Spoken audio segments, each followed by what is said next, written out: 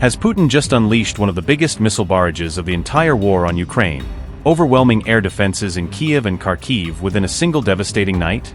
Did nuclear-capable missiles really batter Kyiv in what officials are calling one of the biggest attacks of the entire war, pushing the capital's defenses to their absolute limit? Has Putin gone completely rogue this week, unleashing roughly 1,450 drones, 1,640 gliding bombs and 99 missiles against Ukraine in one of the most intense bombardment campaigns yet recorded? Is Russia now deliberately aiming to cripple Ukraine's own weapons production capacity, striking directly at the factories that build the missiles and drones Kyiv depends on to fight back? From MiG-29 radar systems to Neptune missile components, is Russia now systematically wiping out the entire backbone of Ukraine's homegrown weapons industry in one coordinated strike? On July 19th, Russia launched a major wave of ballistic missile strikes directly against Ukrainian cities, killing 5 people and wounding at least 35 others across Kharkiv and Kyiv. President Zelensky described the assault on Kyiv as one of the most massive ballistic attacks the capital has endured since Russia's full-scale invasion began back in 2022. According to Ukrainian officials, Russia fired approximately 1,450 strike drones, more than 1,640 guided bombs and 99 missiles of various types against the country over the course of this single week. Russia's defense ministry claimed its July 19 strikes were specifically targeted at Ukraine's missile, drone and broader military production industries rather than civilian areas. The BBC reported that at least 35 people were injured in the overnight wave of missile and drone attacks, with several victims left in serious condition. Ukraine's air defenses managed to shoot down 18 out of 41 incoming missiles that night, and also successfully intercepted a further 108 drones before they could strike. The Ukrainian Air Force confirmed that Russia used a combination of Iskander ballistic missiles and hypersonic Zircon missiles as part of this latest large-scale attack. Russia targeted Radionics, a Kyiv-based electronics enterprise that manufactures control systems for cruise and operational tactical missiles as well as guided missiles. Also struck was Spetsabranmash, a rocket and space industry enterprise that produces critical control system components for several Ukrainian missile programs.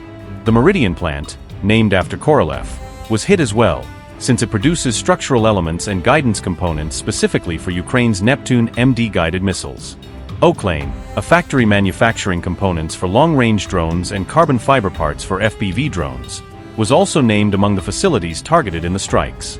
Russia also claimed to strike a Nova Pashta logistics hub in Kyiv, alleging it was being used to store dual-use cargo tied to drone and electronic warfare production. The Tarasovka Logistics Center in the Kyiv region was reportedly targeted too, described by Russia as a facility used to store and assemble components for long-range drones. Meanwhile, Zelensky revealed that Ukraine's SBU security service simultaneously struck 3 separate oil depots in Russia's Stavropol region in a single coordinated operation. Zelensky further added that Ukraine's armed forces struck yet another fuel sector facility in that same Stavropol region, compounding the damage to Russia's energy infrastructure there. The Ukrainian president also confirmed precise hits on 3 Russian Shadow Fleet tankers operating in the Black Sea, striking directly at Moscow's sanctions-evading oil trade. The Caspian Pipeline Consortium confirmed that 2 tankers at its terminal were damaged in the latest attack, disrupting a key route for Kazakhstan's oil exports.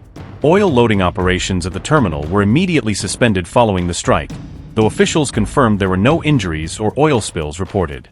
Stavropol's regional governor confirmed that a Ukrainian drone attack had caused a significant fire to break out at an industrial park within the region.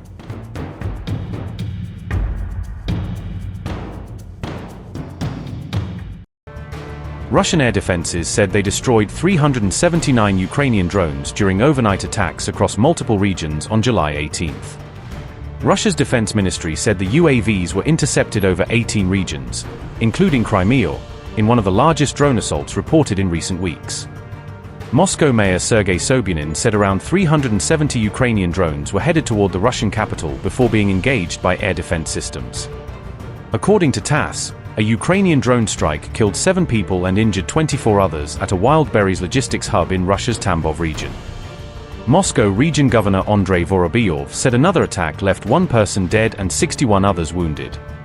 Russia also released footage claiming its forces had destroyed a Ukrainian Neptune missile system during combat operations. The Defense Ministry said Russian forces carried out another precision strike on Ukraine's Yuchny port near Odessa. Moscow claimed the attack destroyed fuel storage tanks that were being used to supply the Ukrainian military. Meanwhile, Russian General Staff Chief Valery Gerasimov visited the Zapad group of forces to review frontline operations. Gerasimov said Russian troops were continuing offensive operations across all directions of the Donbass front. Good afternoon, comrades officers. The Russian armed forces continue the liberation of the territories of Donbass and Novorossiya. The joint group of forces is advancing in all directions. Today, our main focus will be on the fulfillment of combat missions by formations and military units tasked with the liberation of the Donetsk People's Republic. The Western group of forces is advancing on a broad front within its area of responsibility. In the Kupiansk direction, after repelling unsuccessful attempt by the enemy to break into the western part of Kupiansk and force us back to the eastern bank of the Oskol River, the group's assault units are advancing westward towards Shevchenkovo. In the area south of Borovaya, the elimination of Ukrainian armed forces formations on the eastern bank of the Oskol River continues. Urban fighting is underway in Podlany. The main task of the Western group of forces is the liberation of the territory of the Donetsk People's Republic jointly with the southern and central groups of forces. Units of the 25th Army are completing the liberation of the city of Krasny Lyman, which is of key importance for further operations in this direction.